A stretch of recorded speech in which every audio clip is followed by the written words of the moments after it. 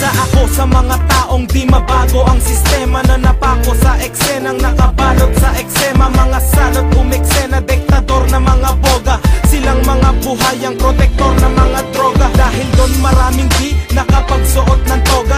Pangarap lumubog parang trahedya ng pagoda. Napakarami ng buhay na sinalanta. Relasyon na mag-anak unti-unting nilalanta. Makinig sa kinakanta at sa mga binabanta. Kung ayaw mo rin sa droga, halika lumaban ka. At harapin ng maayos ang kinabukasan mo. Baka magsisika, huli na ng lunasan mo.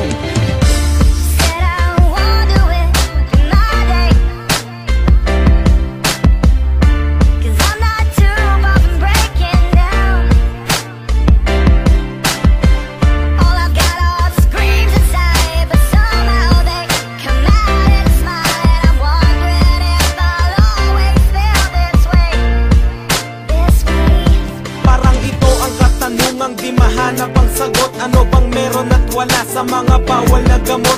Mga batang nasangkot, parang kawal na takot. Nagpupubli sa madilim, tanging karamay ang lungkot. Ang aking pagmamasid, masinsin pa sa mahinarya. Kung paano umandar ang ganitong klaseng makinarya. Hindi to literal at may ibang klaseng mekanismo. Kapag sinakop ka, daig pa ang imperialismo. Sa konting halaga, pagdating ng kabiyayaan, ipapagpalit mo sa sandaling kaligayahan. Mairaos ang nais sa radikal na pagkauhaw, hanggang dumating ka sa pisikal na pagkagunaw. Maybe you've fallen down, and maybe you just took the long way home. But baby, you could never love you like me.